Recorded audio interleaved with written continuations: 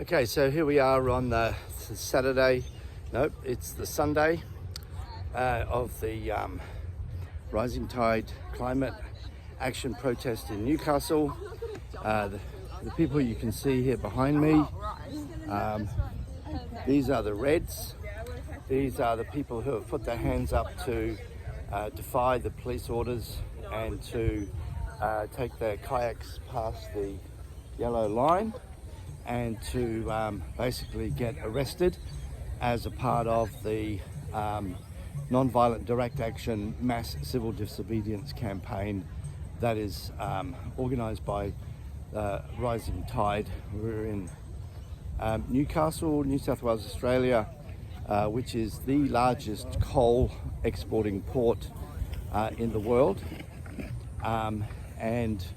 Yesterday the protesters paddled out into the shipping channel in contravention to the police regulations, and one of the coal ships that was coming in empty to fill up was turned back, and there's been no coal ships enter the port since then.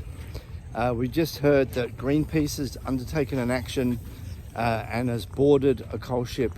There's a whole bunch of them anchored out in the sea just out from the channel. So Greenpeace has done an action there, boarded a coal ship and have locked on to the ship. What's happening later today is a bunch of these folks, the Reds they call them, the Reds are the people who choose to get arrested. There's also Orange, which is people that are in support that risk getting arrested, and there are Greens who are supporters but are not planning to get arrested. So what's going to happen later today is that the Reds are going to do some sort of a swarm action where a whole bunch of them will pedal out into the channel at a given time, and then there'll be this mad scramble as the police run around like Keystone cops trying to round them all up. You'll see in a minute when I get onto the beach that there is quite a intense police presence here. The mission of the police is to ensure the free flow of coal into the world economy and coal smoke into the atmosphere. So I'm going to turn the camera around, show you what's going on.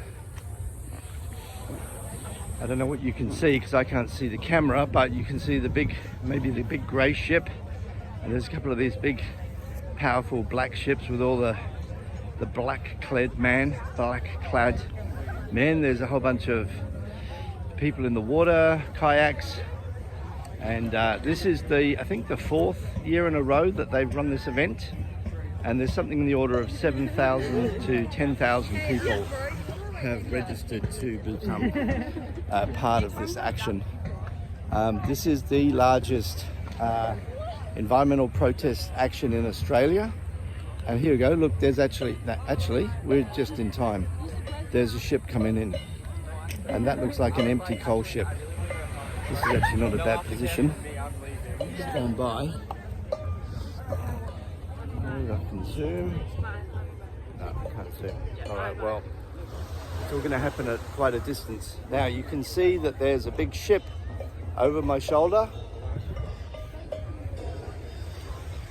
She's got tugs.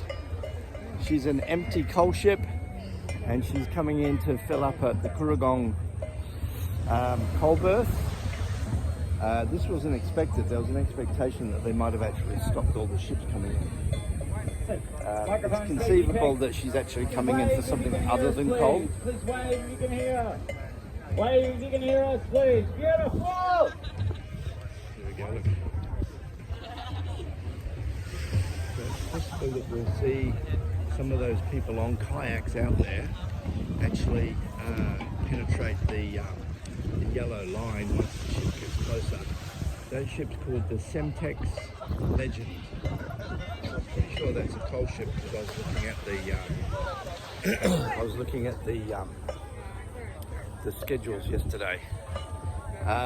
Each of these ships carries around 70 to 100,000 tons of coal, and when you burn that coal, 100,000 tons of coal produces around, if I remember correctly, 2.6 tons of CO2. So just think that when you see one of those big ships, you're talking in the order of 250,000 tons of CO2 greenhouse gas.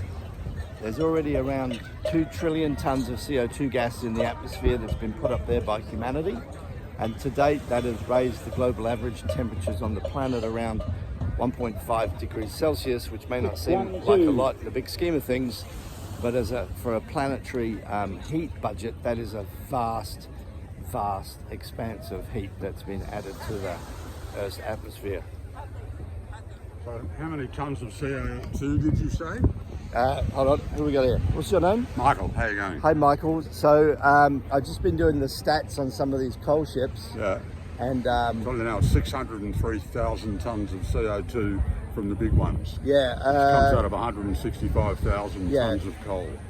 Okay, so the really big ships have got 165,000 tons of coal. Smaller ones are 85,000. Okay, righto. So, and it's 2.6 tons per ton of Yes, CO2. that's right. So 603, that ship would have 603,000 tons of CO2, and they've just done a study that I reckon it's obviously a bit abstract. For every 1,000 tons, one person somewhere dies. Yeah. So each ship is a floating genocide. Yeah, absolutely. Yep. I'm just going to get the ship, put it around this way. Are you podcasting or just? This is going to go, this is not live, but this is going to go up on a bunch of social media platforms. Interruptions out of it. Probably not, I'll probably just flip it up. Let's do it, yeah, go! Gonzo! Gonzo podcasting! Gonzo podcast. What do you, mate? Good on you. Alright, doesn't look like anyone's going red just yet. That is a coal ship.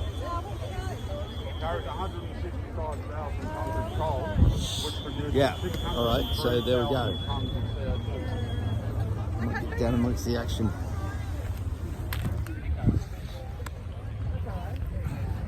You were not ready to be well, I turned the briefing.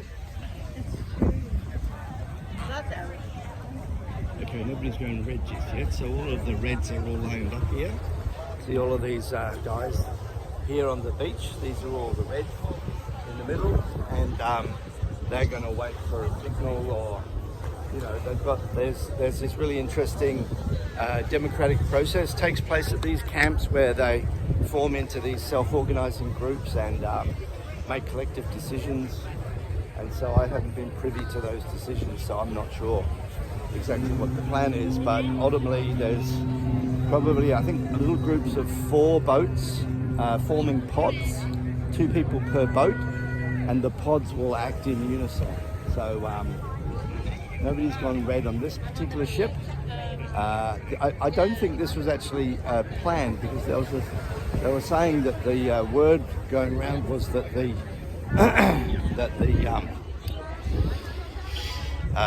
that the ships have stopped running, but there's a lot of misinformation going around.